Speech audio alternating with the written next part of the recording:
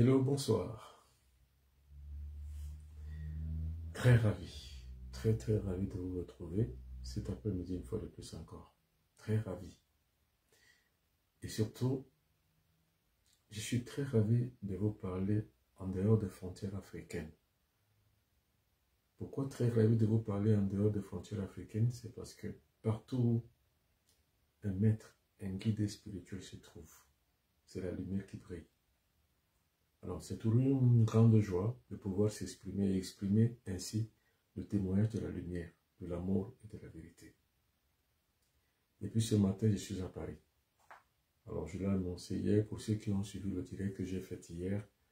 Et ceux qui ont suivi la publication que j'ai faite ce matin savent déjà que je suis à Paris depuis une journée. Donc, depuis hier jusqu'à ce matin. Je suis arrivé jusqu'à ce matin, à 7 h du matin, je suis arrivé ici à Paris. Alors, ce qui me rend encore fou de joie, c'est que je suis arrivé ici pour des raisons de spiritualité. C'est-à-dire, je suis là pour apporter la connaissance. Parce que partout où sont 2, 3, 4, 5, 6 des nôtres, nous devons leur apporter le soutien qu'il faut. C'est-à-dire l'ouverture d'esprit, mais également le soutien sur leur vie administrative, sur leur vie physique, sur tout ce qui se rapporte à leur quotidien. C'est la raison pour laquelle certaines personnes comme moi se déplacent. Alors, ici, comme je l'ai dit, je suis là aujourd'hui, je serai encore là demain à Paris. Parce qu'après demain jeudi, je suis parti pour Montréal. Toujours pour apporter la connaissance. Toujours pour le cadre des fils de la lumière. Parce que les fils du soleil, en général, sont d'abord des fils de la lumière. Les fils du soleil, c'est une autre formation qui permet aux fils de la lumière de pouvoir accéder à leur conscience à plus haut que, c'est-à-dire qu'à la lumière, et atteindre ainsi les signes du cosmos. Parce que les forces cosmiques, c'est quoi? Les forces cosmiques sont mises à notre disposition. C'est-à-dire que les gens échouent, c'est parce qu'ils n'ont pas connaissance de ces forces mystiques. Ces forces mystiques sont cosmiques, c'est-à-dire qu'elles relèvent des forces de la nature. Ces forces cosmiques, généralement, sont des forces de la magie. C'est ça qu'on appelle la magie. La magie, c'est l'utilisation de ces forces cosmiques pour réaliser ses vœux. C'est ça qu'on appelle la magie. Alors, je suis ici donc pour 2 jours, donc aujourd'hui le 10 et demain le 11. Puis, après-demain, le 12, je suis parti pour Montréal au Canada, où je vais continuer toujours la formation des fils du soleil pour d'autres fils de la lumière qui sont là-bas. Bonsoir à Ndedi de Nouvelle. Bonsoir. Bonsoir à Madame Nadège Nog. Bonsoir. Bonsoir à toutes et à tous. Alors, pour me rencontrer ici à Paris, je suis à Roissy en France. C'est à côté de l'aéroport Charles de Gaulle. Alors, pour me rencontrer simplement, mes numéros de téléphone sont là. 00237 677 24 67 96. Ce sont des numéros WhatsApp. Et j'ai encore un autre numéro de Paris, 0033 6 41 57 65 11. Alors, chaque fois que je voyage et que je suis ainsi en dehors des territoires africains, toujours je laisse libre cours à des spéculations spirituelles, surtout à des spéculations, des questions qu'on se pose. Nous allons donc prendre aujourd'hui une thématique quelconque à travers laquelle nous allons donc essayer de glaner et puis de donner des réponses aux questions que vous avez beaucoup posées. Déjà, ce qu'il faut savoir, c'est que le fils du soleil n'est pas bloqué. Non. Le fils du soleil est toujours quelqu'un qui est ouvert. C'est-à-dire que toutes les activités qu'il mène doivent réussir. C'est ça le succès. Le succès relève non seulement d'un plan personnel, de ce que j'appelle la plupart du temps la performance, mais le succès relève surtout des techniques qu'on met en place pour pouvoir réussir. C'est de ça que dépend le succès. Donc nous allons donc parler de la magie. C'est quoi la magie? La magie, comme je viens de le dire, c'est l'utilisation des forces de la nature pour résoudre ses problèmes, pour réussir à sa vie, pour engranger des projets et les réussir. C'est pour ça qu'on utilise ces forces de la nature. Mais on peut également aussi utiliser les forces de la nature pour faire du mal. Il y a certaines personnes qui utilisent les mêmes forces de la nature pour faire du mal. Alors moi, je déconseille totalement toute personne qui utilise les forces de la nature pour faire du mal. Pour moi, on utilise les forces de la nature pour faire du bien. Pour se faire du bien à soi-même et pour faire du bien à autrui. Par exemple, moi, quand j'utilise les forces de la nature, c'est pour rendre un service, c'est pour aider, c'est pour apporter la connaissance, c'est pour donner, c'est pour ouvrir les portes, c'est pour concevoir une véritable vie. Parce que je suis un conceptacle de ces énergies. Quand on est conceptacle des énergies cosmiques, on diffuse autour de soi toutes les énergies cosmiques de manière positive. Donc pour rendre service, non pas pour faire du mal. Maintenant, parlons des exemples de pratiques magiques. Parce que vous comprendrez justement là où je vais en venir. Il y a deux catégories de formes de magie. Il y a une magie qui s'occupe des fréquences hautes. Il y a une magie qui s'occupe des fréquences basses. Alors, je vais parler terre à terre ce soir. Je vais parler moins avec beaucoup de grands mots. Nous allons parler terre à terre. Parce que l'émission de ce soir consiste à poser des questions mystiques et spirituelles, des questions qui ont trait à des choses occultes que vous ne connaissez pas. Alors, nous allons donc parler terre à terre. Alors, j'ai dit qu'il y a la même magie, mais qu'on peut utiliser de deux manières différentes, en utilisant de diverses fréquences. Alors, on peut utiliser la même magie en utilisant les basses fréquences. Et les basses fréquences sont généralement des idées négatives. Ces idées négatives qui créent des démons. En fait, parce que dans le sens noble du terme, le démon n'existe pas. Ce sont des fréquences. C'est-à-dire, il n'y a pas les démons, comme nous l'enseignent la plupart du temps certaines églises ou bien certaines religions. Les démons, ça n'existe pas. Parce qu'on ne les a jamais vus. Les démons, en fait, ce sont des fréquences. Et ces fréquences-là sont liées au mental humain. C'est-à-dire que c'est nous qui créons les démons. Attention. Les démons ne sont pas créés par je ne sais pas quel Dieu. Ou alors un Dieu qui vit au ciel n'a pas créé les démons. Ou alors le diable, qui serait le responsable des démons, n'est pas créé. Puisque le diable, ça n'existe pas. Parce qu'il faut qu'on se comprenne très très bien. Parce que c'est là où les religions du monde entier trompent les gens. Parce qu'en créant d'un côté les anges et de l'autre les démons. En créant d'un côté Dieu et de l'autre le diable. Dieu, c'est le responsable des anges. Le diable, c'est le responsable des démons. Non. Ce n'est pas comme ça. Nous, les Africains, ne concevons pas les choses comme ça. Pour nous, les Africains, ce n'est même pas vrai. Pour nous, les Africains, nous ne mettons pas auparavant de notre existence un Dieu qui est au ciel, qui dirige la terre d'une main de fer et qui commande une armée d'anges ou de combattants ou de guerriers avec des glaives de feu. Non, on ne conçoit pas les choses comme ça. Et sur terre, il n'y aurait pas un paradis ou alors un enfer qui serait dirigé par un diable qui est responsable des démons. Non. Ni l'un ni l'autre pour nous n'existe. Parce que pour mieux comprendre la magie, il faut faire abstraction de ces acceptions. Les acceptions, c'est quoi? C'est des choses qu'on nous a dites et on a accepté. C'est ça qu'on appelle l'acception. Il faut donc éviter ces acceptions pour mieux libérer son mental et mieux comprendre ce qu'on appelle la magie.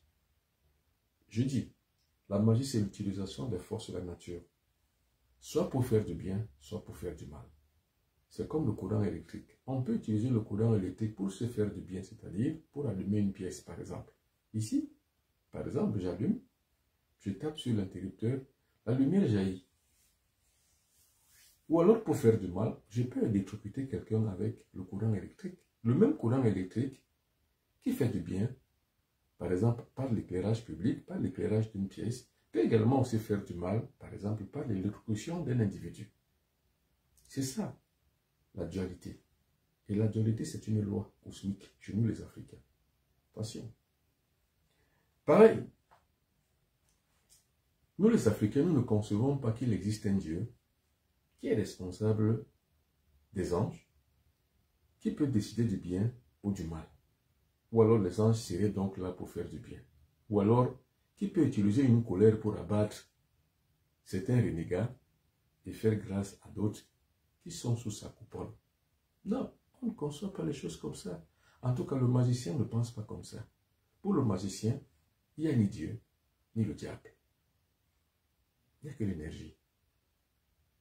Attention, Pour l'électricien, le courant n'est ni bon ni mauvais. Mais le courant, c'est une énergie qui conduit. Et la conductance de cette énergie peut produire quelque chose qui est bon ou quelque chose qui n'est pas bon. Par exemple, comme je viens de vous le dire, on peut utiliser l'énergie électrique pour s'éclairer, tout comme on peut l'utiliser pour électrocuter quelqu'un, donc pour tuer quelqu'un, avec la même énergie. Pour nous les magiciens, c'est pareil. Il n'y a ni Dieu, qui est pour le bon, qui est pour le juste, et il n'y a pas le diable qui est pour le méchant, ou qui est pour l'injuste. Non, ni l'un ni l'autre n'existe. Ce sont des polarisations mentalisées, c'est-à-dire que c'est des choses qu'on a mises en place et on a mis et enfoui dans notre mental.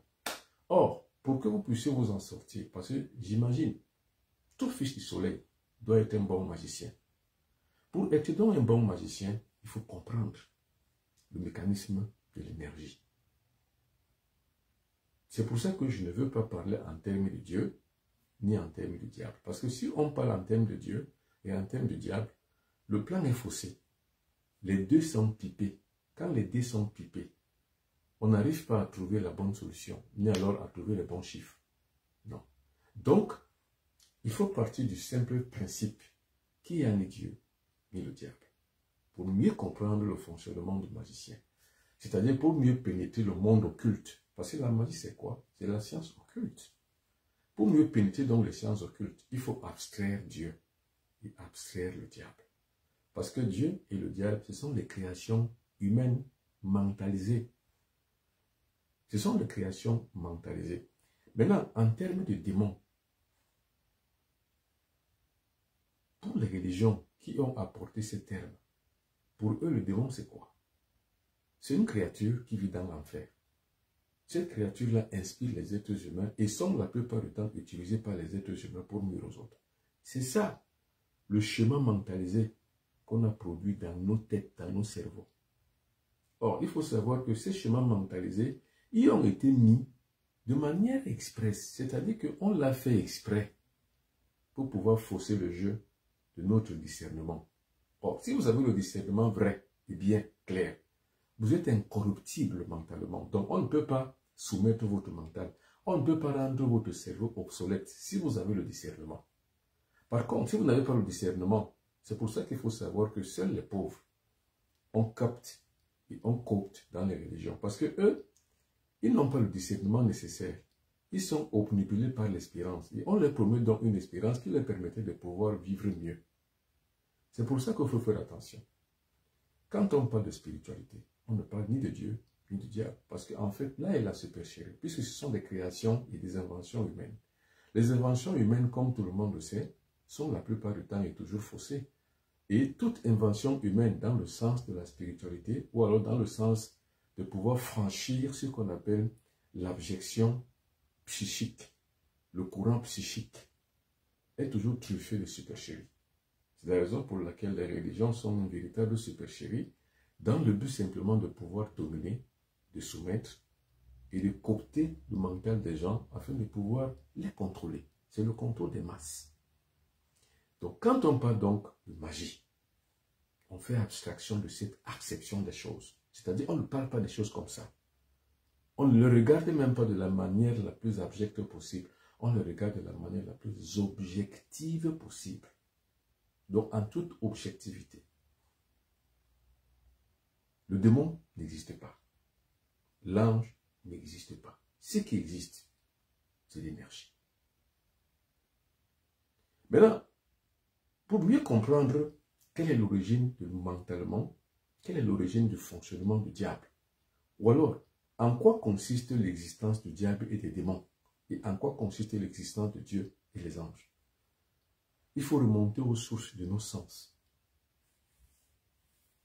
Nous avons 5 sens mineurs et nous avons 5 sens majeurs qui forment un seul sens qu'on appelle la conscience. Je reprends ça, c'est très important. Parce que pour mieux comprendre ce qu'on appelle la magie, il faut remonter à la source de l'énergie. Et il faut remonter à la source de notre anatomie, notre physiologie, de la consistance organique de notre être, de notre existence. Qui sommes-nous? Il existe 5 sens mineurs. Nous avons 5 sens mineurs. L'ouïe, l'odorat, le goût, le toucher et la vue. Ce sont les 5 sens mineurs qui sont liés à notre cortex cérébral, c'est-à-dire que qui se rapportent aux choses matérielles que nous voyons, nous pouvons percevoir par le regard, donc par les 5 sens. On peut percevoir ces choses par les 5 sens. Ce sont dans les sens mineurs. Et nous avons donc, entre autres, des sens majeurs. Ces sens majeurs qui sont des sens, on va dire, intuitifs, c'est-à-dire que des sens qui sont au-delà du réel, au-delà de la portée même de notre cerveau, mais qui vont au-delà et un peu au-dessus de nos fréquences que le cerveau humain peut capter. Ce sont dans le 6e sens, le 7e sens, le 8e sens et le 9e sens. Parce que le 10e sens, comme je l'ai dit, ça reforme l'unité. Et cette unité, en plus des 5 premiers sens mineurs et des 4 derniers sens mineurs, plus ajouter ce qui nous contraint à rentrer dans l'unité, nous allons nous donner ce qu'on appelle la conscience. Cette conscience, avec la conscience, grâce à la conscience, pour la conscience, que nous percevons donc dans notre être et nous créons donc autour de nous, soit les substrats énergétiques de la basse fréquence, qui sont les démons, soit les substrats énergétiques de la haute fréquence, qui sont les anges. C'est-à-dire que nous, en tant qu'êtres humains dans notre conscience, nous sommes créateurs soit des démons, par rapport à notre habitude à penser, par rapport à notre caractère, à ce que nous sommes, soit les anges par rapport à notre caractère et habitude à penser. C'est pour ça que j'ai parlé de conscience, car c'est la conscience seule qui définit le mode de pensée de l'individu. Il peut être une conscience inférieure maintenant, comme il peut être une conscience majeure. Quand elle est une conscience mineure, elle s'accorde aux basses fréquences. Donc, elle crée donc des formes de pensée négatives qu'on appelle les démons. Donc, on attire alors les démons. Quand elle est haute, notre fréquence, la conscience accède donc à plus haut que notre basse fréquence, donc aux fréquences supérieures, attire alors les ondes positives qu'on pourrait appeler les anges. Donc c'est nous qui sommes responsables de la création des démons comme de la création des anges. Tout comme nous sommes responsables de notre enfer quand elle pilule par des ondes négatives ou de notre paradis quand il pilule des ondes positives. Donc, soit par la création des démons quand nous sommes dans la basse fréquence, soit la création des anges quand nous sommes dans la haute fréquence. Tout dépend de notre habitude et de notre aptitude à penser, donc de notre conscience. Tout dépend des fréquences dans lesquelles nous nous trouvons. Si nous nous trouvons dans les basses fréquences, nous créons des démons, donc des formes de pensée négatives, qu'on pourrait appeler les démons.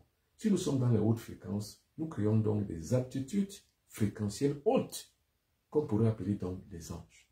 Donc, l'être humain, au sens noble du terme, est Dieu ou diable. Dieu, quand il a atteint des sommets de son accession à la conscience supérieure, ou alors diable, quand sa conscience involue vers les fréquences de plus en plus bas, qu'on appelle le bas astral. Donc, mon ami, tu es soit le démon, donc soit le diable, soit Dieu, donc soit les anges. C'est à toi de choisir. Maintenant, le rôle d'un guide spirituel comme moi, c'est de pouvoir accorder donc aux individus la possibilité de pouvoir vivre dans les fréquences qui leur sont propres. Et moi, les fréquences qui me sont propres, ce sont les hautes fréquences. Donc, si je traîne donc un individu, c'est-à-dire un disciple, je vais le traîner jusqu'au sommet de la montagne sur laquelle moi je me trouve. D'où je ne peux être que l'image en miroir du disciple qui me suit. Et le disciple ne peut être que la bipartition successive du guide que je suis. C'est ça qu'on appelle la magie. Si vous avez compris ça, vous avez la facilité de pouvoir comprendre ce qu'on appelle la magie, c'est-à-dire l'utilisation des forces de la nature pour faire du bien quand elles sont dans les hautes fréquences, pour faire du mal quand elles sont dans les basses fréquences. Maintenant, attention, il ne faut pas se leurrer. Quand la conscience est dans les basses fréquences, on ne peut pas aspirer aux forces spirituelles qui vont vers les hauteurs de la conscience, donc vers les hautes fréquences. Non. Parce que dis-moi ce que tu penses, je te dirai que tu es. Dis-moi qui tu es, je te dirai ce que tu ferais. C'est-à-dire que si tu es des basses fréquences, ta fréquence ne peut pas se lever plus que ça. Ça ne peut concevoir que des actes négatifs, donc mauvais, qui échappent à toute logique et à toute condescendance spirituelle. et qui échappe également aussi à toute pesanteur sociologique. Donc, vous faites donc des pratiques peu orthodoxes parce que votre niveau de conscience est basse. Pareil. Alors, si on s'élève mystiquement, spirituellement, moi je donne toujours l'exemple sur moi, comme moi, je suis incapable de dénuire, je suis incapable de détruire, je suis incapable de pratiquer des choses qui vont dans le sens de la destruction des autres. Donc, je suis incapable de descendre encore dans les fréquences basses pour réaliser et faire des actes négatifs. Je ne peux que aspirer à tout ce qui est positif. Donc, je ne peux qu'invoquer le bien. Et toutes les formes de pensée qui sont liées à mon mental, à ma conscience, sont des entités positives qu'on appelle les génies. Il y a plusieurs types de génies. Les génies de la lumière, les génies sidéraux, les génies karmiques, les génies zodiacaux, les seigneurs divins, maîtres initiateurs invisibles, les génies de la lumière, les génies de l'amour, les génies de la vérité. Ça, ce sont des génies de la haute fréquence. C'est-à-dire que quand vous élevez vos fréquences, c'est là où vous arrivez. Maintenant, quand vous êtes dans les basses fréquences, vous avez donc ce qu'on appelle, en d'autres termes, si je rentre maintenant dans les termes tout à fait classiques du monde occidental, il y a les démons. Il y a dans les démons, il y a la catégorie des petits démons qui sont dirigés par les gars comme les Orifiels, qui sont dirigés par les gars comme les Sabatiels, qui sont dirigés par les gars comme Lucifer, qui sont dirigés par les gars comme Belzébuth, qui sont dirigés par les gars comme Astaroth, par exemple, pour ne citer que cela. Là, je rentre dans le schéma en forage négro-chrétien, c'est-à-dire que c'est ce qu'on a appris aux nègres. Maintenant, quand on s'extirpe de là, de ce monde-là, et qu'on va maintenant dans la hauteur de la fréquence haute, reprenons toujours l'exemple sur le monde négro-chrétien, pour que vous puissiez mieux comprendre. Vous avez donc des gars comme Gabriel, des gars comme Michael, des gars comme, je sais pas moi, Samaël, ainsi de suite. Donc, c'est pour nominer de manière trop objective, pour que vous compreniez mieux là où je vais vous guider. Maintenant, ce ne sont que les appellations judéo-chrétiennes. C'est-à-dire que c'est dans le monde judéo-chrétien qu'on parle de ces anges. On parle de Gabriel, de Samaël, on parle de Anaël. Donc ce sont des mots qui ne sont pas de nous, les négro-africains. Que font-nous? Que ferons-nous donc? Qu'est-ce que nous on fait alors par rapport à cette fréquence? C'est là où commence donc à être très intéressant la notion de la magie dans notre vie. C'est-à-dire qu'à partir du moment où on commence à contextualiser, on va dire l'utilisation des énergies de la nature, que ça commence à être très intéressant. C'est là où le Fils du Soleil commence à être assez intéressé par l'utilisation de sa propre culture. Et à être même très fier de lui, c'est-à-dire que gagner la fierté de lui-même, de savoir qu'il vit dans un entre socio-mystique et culturel. Alors cet entre socio-mystique culturel est donc son espace de vie. C'est en cela qu'il est donc un fils du soleil, parce qu'il retrouve là les fondamentaux de sa propre spiritualité, ou alors l'ancestralité qui lui est propre. Alors là, il n'y a pas de Saint Paul. Non, ça n'existe pas. Pour le magicien, fils du soleil, ça n'existe pas Saint Paul. Non. Saint Benoît, ça n'existe pas. Saint Thomas, ça n'existe pas. Pour lui. Ça existe pour ceux dont le cerveau a été tenu en captivité par le courant judéo-chrétien. Mais ceux qui, par le discernement humain, c'est-à-dire que la division manichéenne entre le bien et le mal, il s'est discerné, ça n'existe pas. Ce qui existe maintenant, c'est le retour à sa source ancestrale. Comment faisaient donc ces ancêtres? Envoyez les cœurs. Plus vous envoyez les cœurs, mieux ça vaut pour vous d'abord et pour moi en plus. C'est-à-dire que là, la connexion est très bonne. Ça ne bug pas. Envoyez les cœurs de part en part. Après, dès que je finis d'exposer, je vais commencer par lire vos questions. Donc, préparez vos questions sur la magie, sur la sorcellerie et sur tout ce qui se passe, sur ce qui est dans votre imaginaire, mais que vous n'arrivez pas à expliquer. Vous allez poser des questions après. Ça commence à être intéressant pour le Fils du Soleil. C'est lui qui sait qu'il a une culture, une tradition. Comment donc on appelle les anges dans sa culture, dans sa tradition? Je vous ai dit, pour ceux qui ont compris, il y a 5 grands principes cosmiques.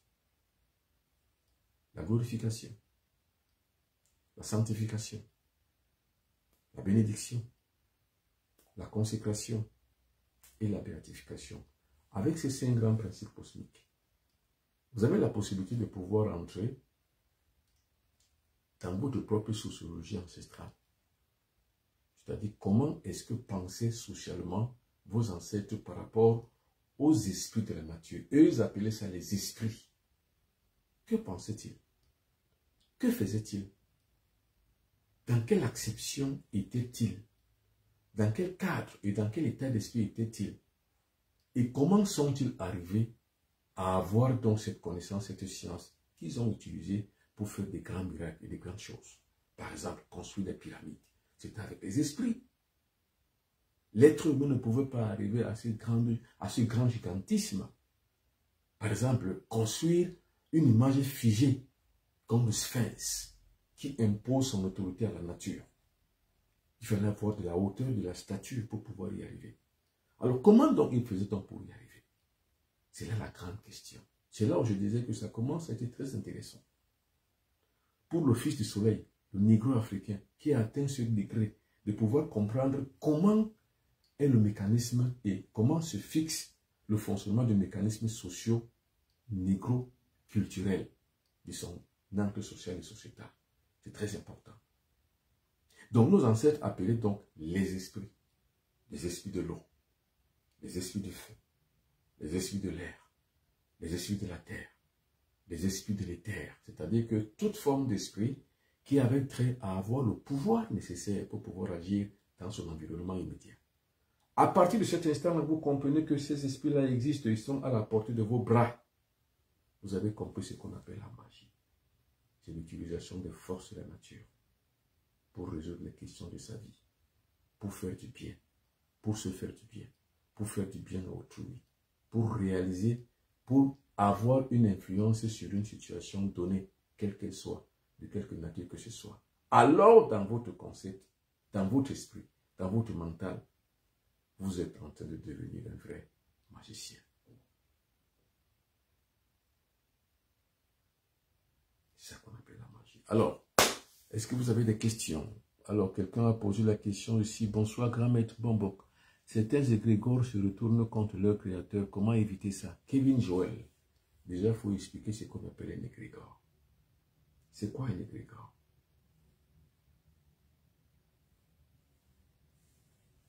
Justement, tout à l'heure, je parlais justement de l'absence ou alors de l'abstraction de la présence du diable et l'abstraction de la présence de Dieu. Quand vous faites abstraction de diable et de Dieu, il existe un grand vide qu'on appelle l'énergie. Maintenant, l'utilisation de cette énergie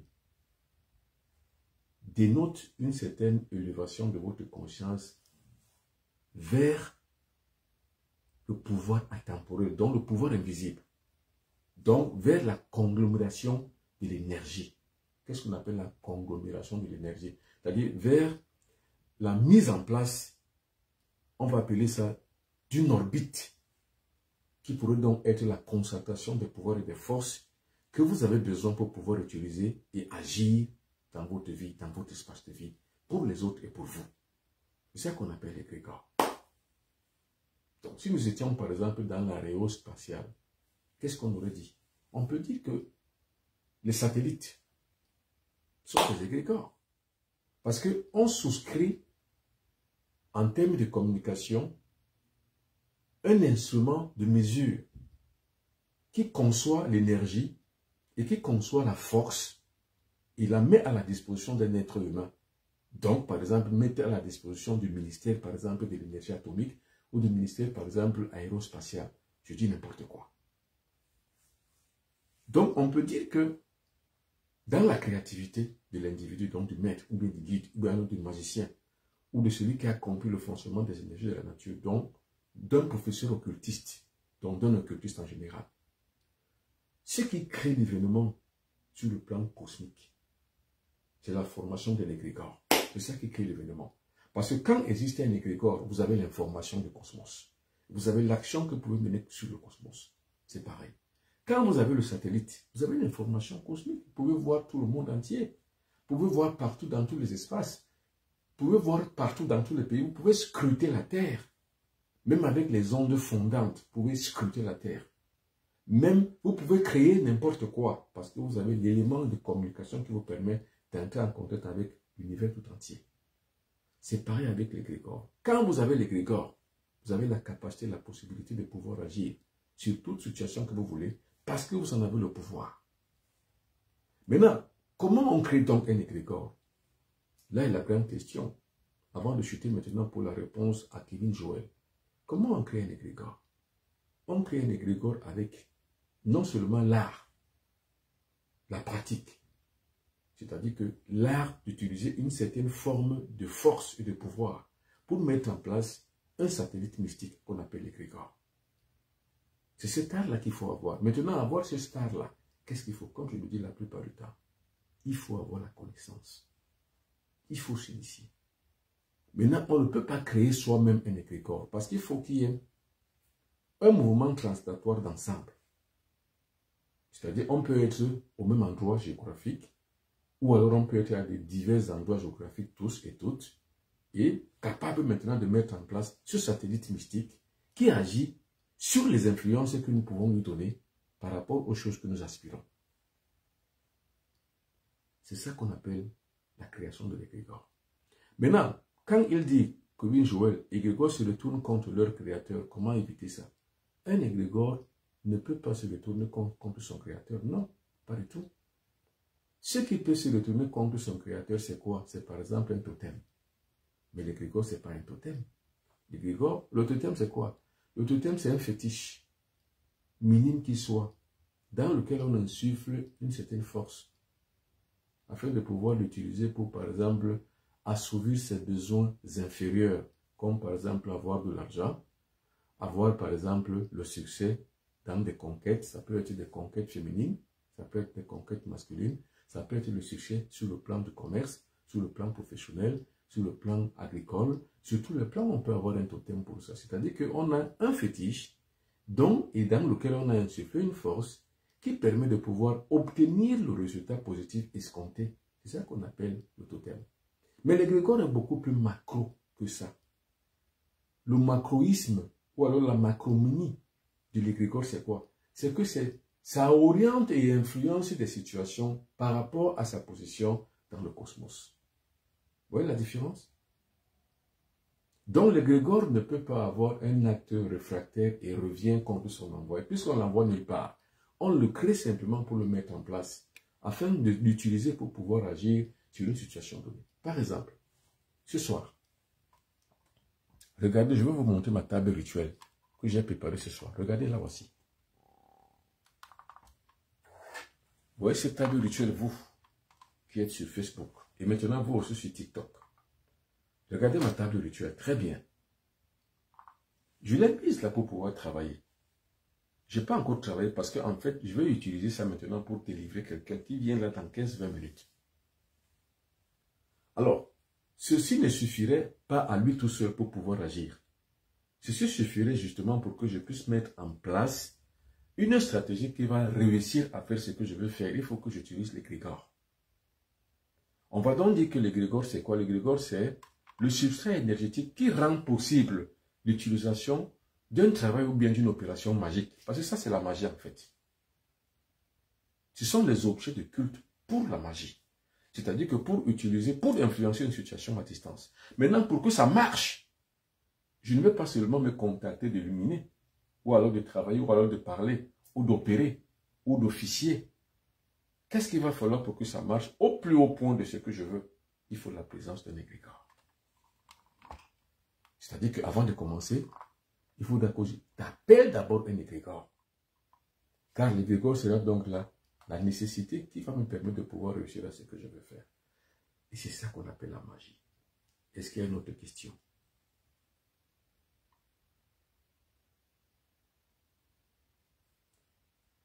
Alors, je lis une autre question.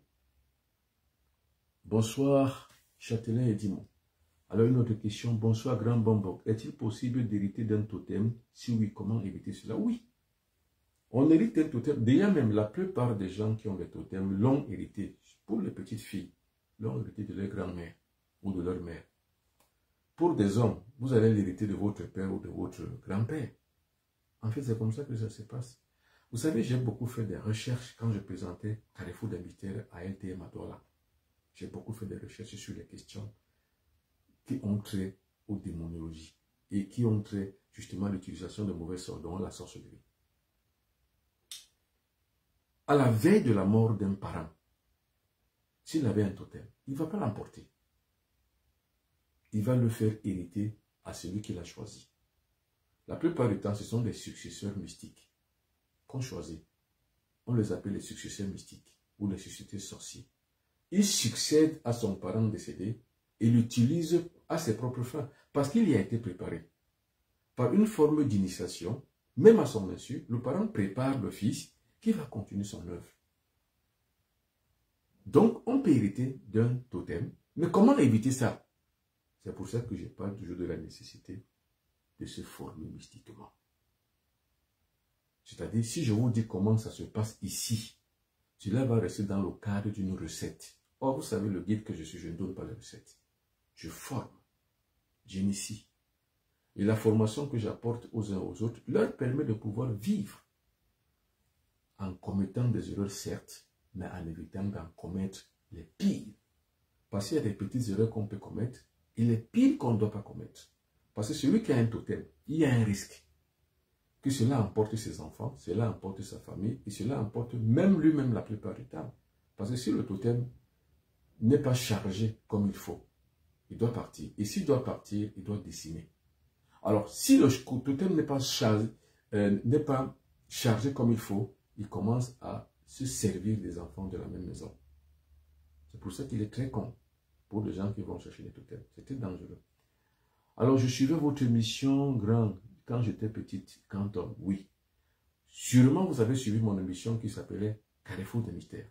Parce que c'est là qui était le carrefour véritable de notre démonologie, donc de la sorcellerie, qui permettait que je puisse mettre en lumière le monde des ténèbres mystiques et sorciers, afin de pouvoir l'éviter.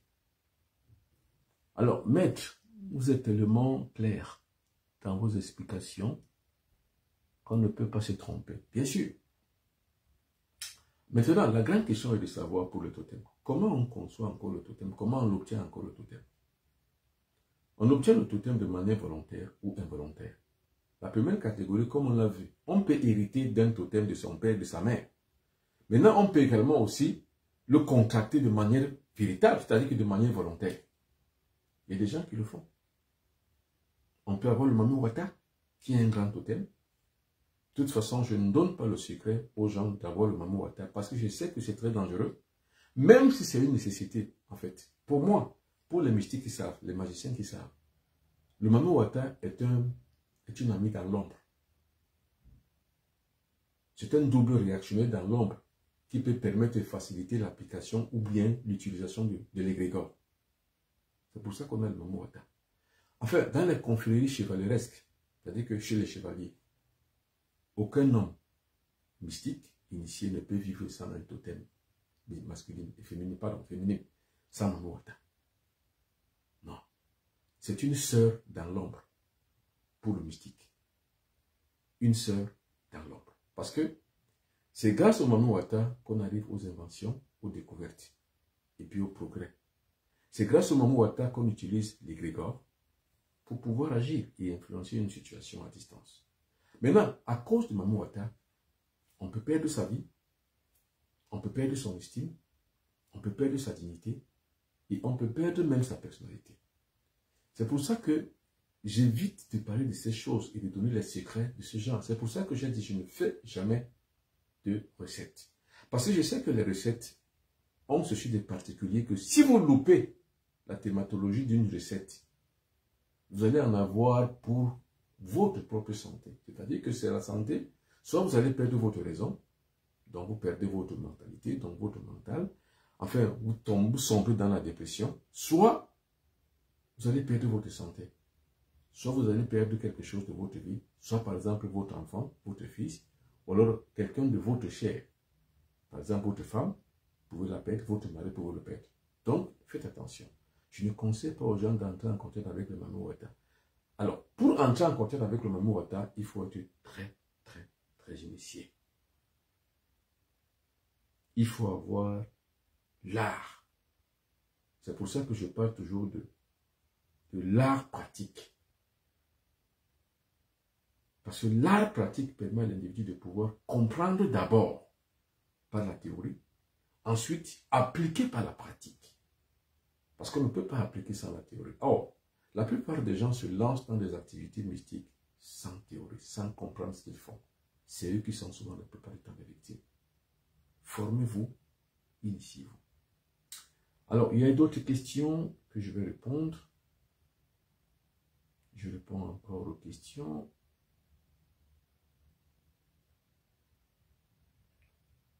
Alors, bonsoir Bonbon, j'espère que vous allez bien, je vais bien. Alors, l'homme a rejoint. Quelle est donc la prochaine question? Il y a d'autres questions. Un totem est-il toujours maléfique? Non. Non. Il y a des bons totems. Il y a des mauvais totems. Tout comme il y a des bonnes personnes, il y a des mauvaises personnes. Est-ce qu'on peut dire que l'être humain, un ami est toujours mauvais? Ou bien un ami est toujours bon? Non, il y a des bons amis, il y a des mauvais amis. Il y a des mauvais totems. Par exemple, des totems qui ont trait à obtenir les biens des autres. C'est mauvais. C'est-à-dire qu'il y a des gens qui utilisent des totems uniquement pour aller voler ce que les autres ont travaillé à la sueur de leur front, pour le voler. C'est un mauvais totem. Ce totem-là, s'il lui arrive quelque chose, qu'on le tue, vous mourrez. Donc c'est un mauvais totem. Moi, j'ai perdu un oncle comme ça, qui allait avoir un... Non, il n'allait pas pour avoir un totem. Il est simplement allé voir un tradipraticien pour protéger sa maison et ses enfants. On lui a donné un totem. Et le totem est donc devenu, maintenant, il faut nourrir le totem. Il ne connaît donc pas nourrir le totem parce qu'il s'en est pas initié. Et le totem a commencé donc à aller piquer chez les voisins, manger des poulets, manger des chairs, ainsi de suite, ainsi de suite, ainsi de suite. Finalement, on l'a tué. Et quand on a tué le totem, mon oncle est décédé. Donc, faites attention quand vous allez quelque part et que l'on vous donne un petit truc qu'allez enterrer. Ou alors une écorce qu'allez mettre et déposer au chevet de votre lit. Ne prenez pas où. Si on vous dit d'aller enterrer par exemple un chat, un chien ou enterrer n'importe quoi, n'enterrez pas. Parce que là, vous allez avoir un totem. Et ce sont les totems très dangereux. Parce que le totem, c'est quoi? Le totem, ça peut être une amulette, ça peut être une chaîne.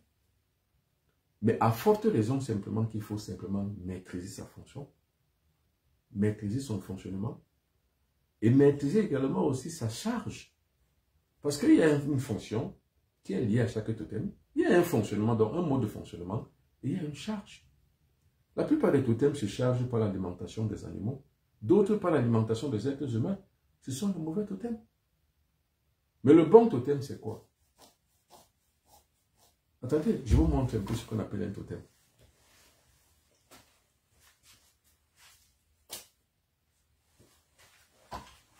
Voilà l'exemple d'un totem. Ce qu'on appelle le bon totem, ça c'est le Phobos. Vous voyez, c'est un totem de la voyance. Il est un bon totem parce que ça me permet de pouvoir voir au-delà de la matière. Je le vois. C'est-à-dire que vous me parlez, vous êtes en Allemagne, je suis ici à Paris, vous êtes en France, je suis ici à Paris, vous êtes peut-être au Cameroun, je suis à Paris, où que vous soyez, où que je sois, je suis capable de vous répondre. Je suis capable de voir au-delà du réel. Parce que ça, c'est une coupe cosmique. La coupe cosmique, le conceptacle de la connaissance et de la science, c'est un totem. Sauf qu'il ne me demande pas à manger. Il ne demande pas à consommer un être humain. Ou alors un poulet ou un coq, je ne sais pas quoi. Simplement que je l'ai avec moi, que je le charge. Et s'il est chargé justement, il agit. Il agit pour rendre service. C'est la raison pour laquelle je dis pour le fils du soleil. Un fils du soleil ne voyage pas sans savoir où il va, ni qu'est-ce qui va lui arriver. On ne s'engage pas sur un chemin sans en avoir la véritable vision de ce qu'on veut avoir et d'où on va. C'est ça ce qu'on appelle la voyance. Donc, on va dire que ça, c'est un totem pour la voyance, c'est-à-dire moi, avant de venir à Paris. Je consulte d'abord le totem par une méthode de voyance pour savoir si le chemin est bon ou n'est pas bon. S'il faille que je vienne ou que je ne vienne pas. Alors, si ça me répond que c'est pas bon, je ne viens pas. Que je parte par exemple à Cotonou, je suis par exemple à Comé ou à Posotomé. Ou je suis par exemple à Tochi, je vais aller à Takwame. Il faut que je pose la question, il faut que je me renseigne sur l'issue du voyage que je vais entamer. Si c'est bon, c'est bon. Si c'est pas bon, c'est pas bon. Je ne peux pas commencer une relation amicale ou amoureuse vis-à-vis de quelqu'un quand je n'ai pas la probité et la propriété même de ce qui va et de ce qui va s'en suivre.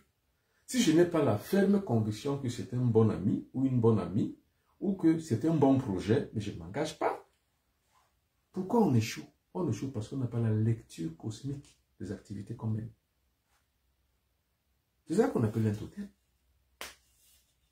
Pour ceux qui le savent, ils m'ont vu avec ce totem ici. Quand je fais les émissions, je l'ai comme ça. Et le voilà que j'amène également dans mon voyage. Je l'ai ici avec moi à Paris. Je l'aurai également jeudi à Montréal. Partout où je suis, je l'ai avec moi. C'est ça qu'on appelle le totem. Croyez-vous que vous êtes beaucoup plus spirituel que moi, qui est un totem, ou bien qui est une voyance, une divination? Supposons que vous êtes religieux et que vous pensez que ça c'est pour le démon.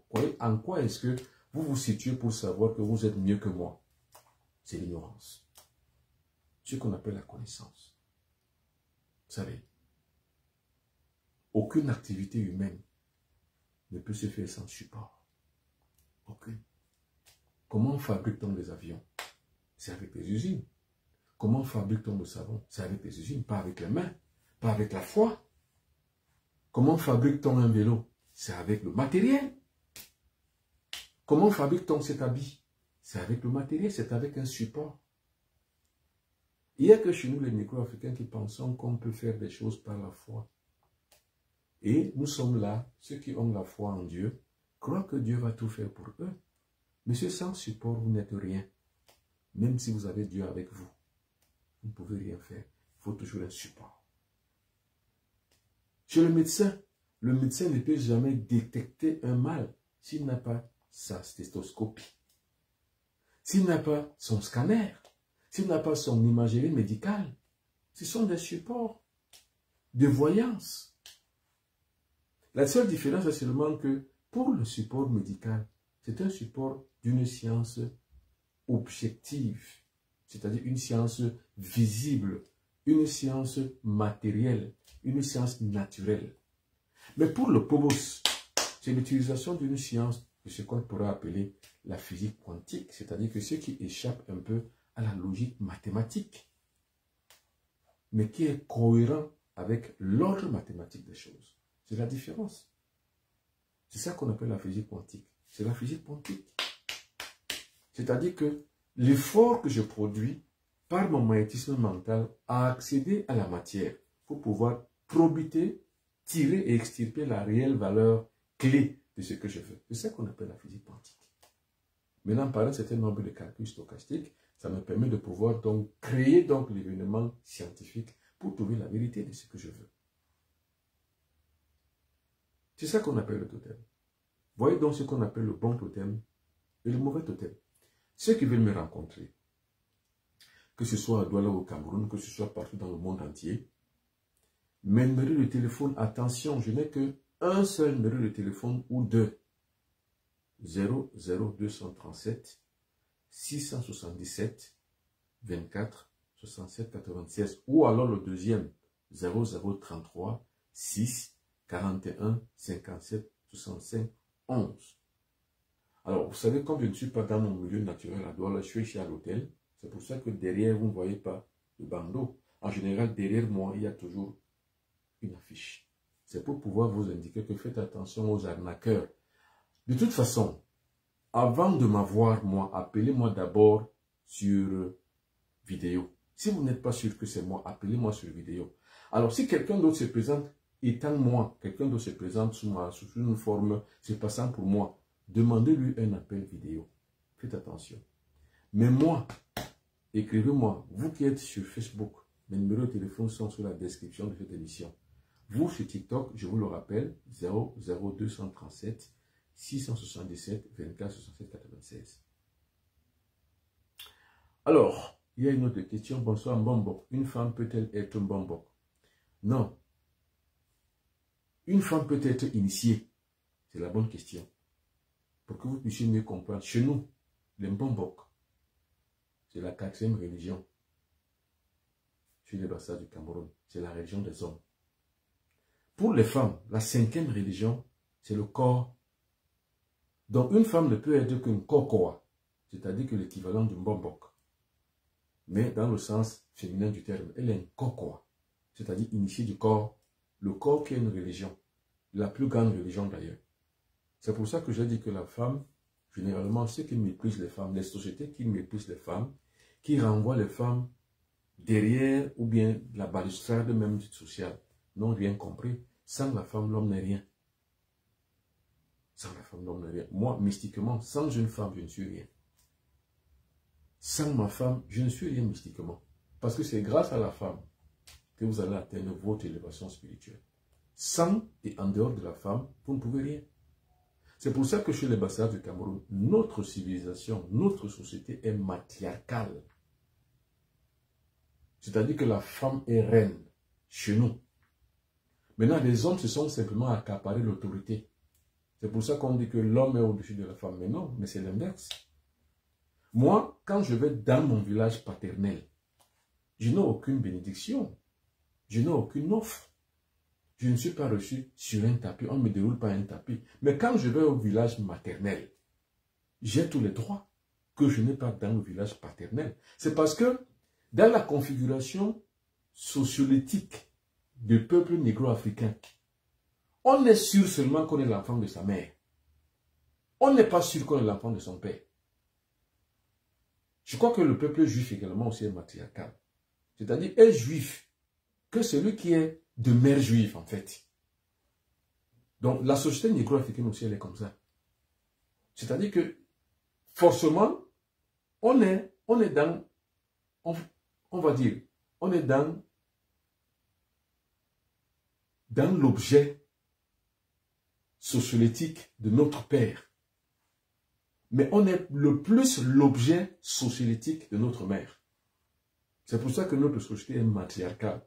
Mais un matriarcat invisible. Parce qu'il y a le matriarcat visible, comme chez les juifs. Le matriarcat est visible et contenu. Et de convenance sociale. C'est-à-dire que est juif seulement ce qui est de mère juive. C'est pour ça que Barack Obama n'est pas africain, il est juif. Parce qu'il est de mère juive. Et la preuve pour les Africains, qu'est-ce qu'il n'a fait que? Il n'a fait que cuire pour les Africains. La seule chose qu'il a apporté aux Africains, c'est de demander aux Africains que les hommes se marient entre eux et que les femmes se marient entre eux. C'est la seule chose qu'il nous a apporté. Donc je pense, c'est pour le dire donc justement que les femmes ne sont pas bombok. Dans la configuration traditionnelle Bassa, elles sont quoi? Existe-t-il des mots de pouvoir qu'on peut utiliser pour une purification avec le pentagramme? Oui, il existe, mais il faut se former mystiquement et spirituellement. C'est pour ça que je dis, on ne peut pas se former sur les réseaux sociaux. Il faut avoir le guide. Parce que, par exemple, l'émission que je fais ce soir, vous ne pouvez pas tirer un enseignement mystique ici, seulement un éclairage. L'enseignement mystique est opératif. Il faut le faire. C'est pour ça que j'ai créé les Fils du Soleil. Celui qui veut faire partie des Fils du Soleil, écrivez-moi. Même inbox, écrivez-moi. Ou alors même ici sur TikTok, écrivez-moi et demandez-moi à être donc Fils du Soleil. Même ici sur Facebook, écrivez-moi. Mon numéro de téléphone, c'est 00237 677 24 67 96. 0033 641 57 65 11. Alors, il existe des mots de purification de pouvoir. On appelle ce genre de mots les mantras. Il existe les mantras. Et les mantras sont comme des espèces de mots magiques. Ils sont ce qu'on appelle le verbe créateur. Vous parlez et ça agit. C'est ce qui fait la force et la grandeur des magiciens. C'est qu'il a les forces, la vibration de ses paroles, la vibration des mantras qu'il jette, qu'il lance dans le cosmos, ça agit. vous parlez et l'univers exécute. Donc, il existe, bien sûr. Maintenant, quels sont donc ces mots sacrés? C'est pour ça qu'il faut s'initier. Alors, quelqu'un d'autre pose la question. Alors, je fais comment pour être consulté? Non, pour être consulté, écrivez-moi. Même sur TikTok, écrivez-moi, je vais vous orienter. Pour être consulté, vous m'écrivez et je vous donne rendez-vous. Alors, quelqu'un d'autre pose une question. Maître. Alors, qu'est-ce qu'il dit?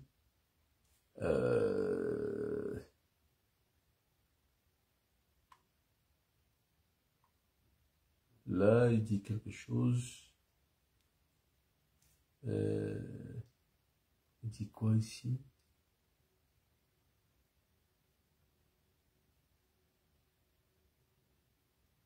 Alors, comment éviter d'avoir le mauvais sort? Je crois que c'est ce qu'il dit. Pour éviter d'avoir le mauvais sort, il faut simplement, comme je les ai commencé par le dire, il faut atteindre les hautes fréquences. C'est tout. Il y a deux catégories de fréquences. Il y a les basses fréquences et les hautes fréquences. Comment faire pour prendre contact avec vos maîtres? Simplement, écrivez-moi même sur TikTok. Vous allez voir, mais on va prendre rendez-vous. Écrivez-moi. Et évitez, faites attention aux arnaqueurs. Il y a beaucoup d'arnaqueurs qui utilisent mon nom, ma photo, donc créez des faux comptes avec ça pour arnaquer les gens. Faites très attention. Mais alors faites vraiment très attention. Étoile qui dit merci pour le live. Merci Étoile. Alors,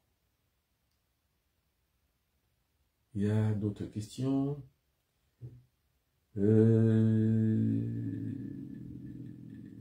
Je vous suis depuis Carrefour des Mystères.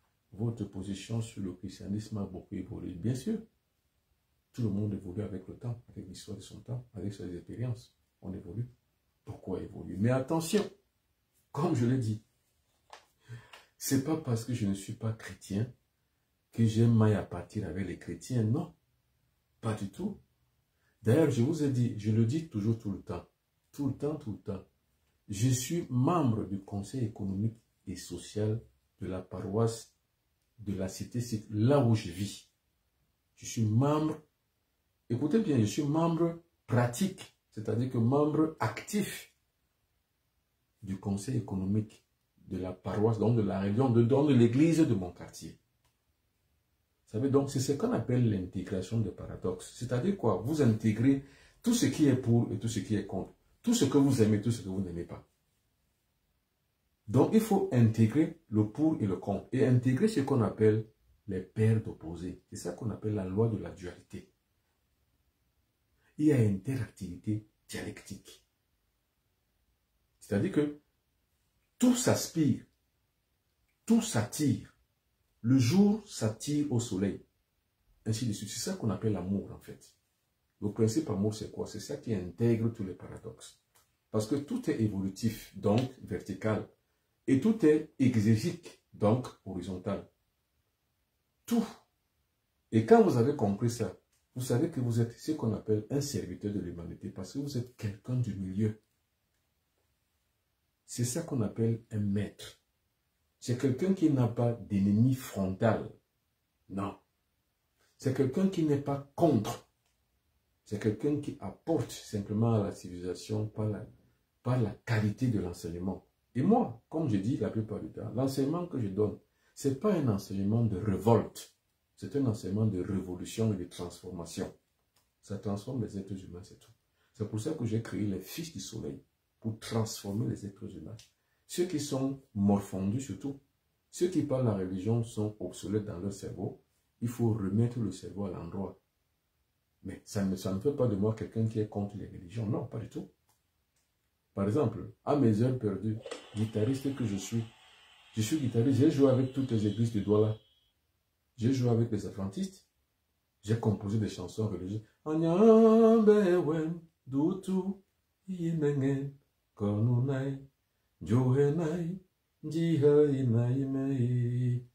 Dila,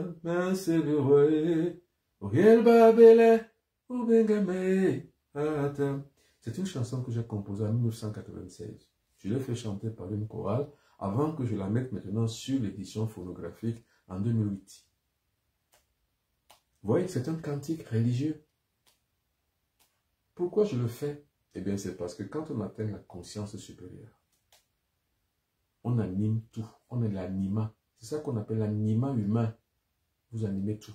Même le milieu des bandits. Vous savez, tous les vendredis, je suis à la prison centrale de Douala, où je croise de faire avec des bandits, où je les apporte un soutien, naturellement matériel, mais également aussi un soutien de transformation psychologique, spirituelle, afin que sortir de là, qu'ils s'y réinsèrent dans la société, non plus comme des bandits, mais comme des êtres humains entièrement à part et à part entière, qui appartiennent à la société. Car, dans l'anima cosmique du guide spirituel du maître, on ne rejette rien ni personne. On intègre tout. C'est pour ça que je parle de l'intégration des paradoxes.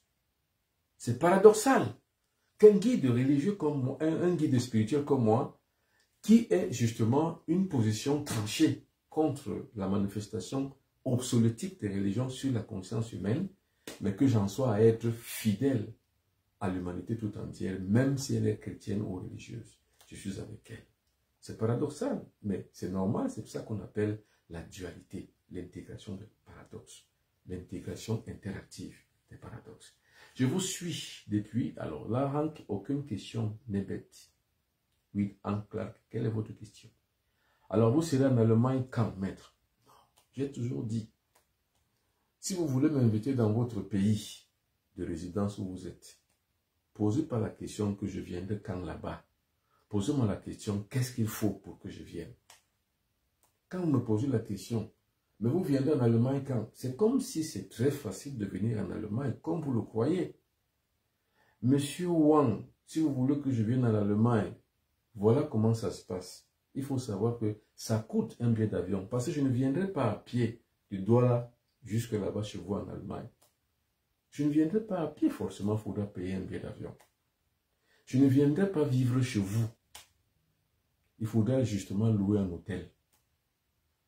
Et je ne viendrai pas m'alimenter dans votre cuisine. Il faudra justement mettre un budget pour l'alimentation du guide et du maître.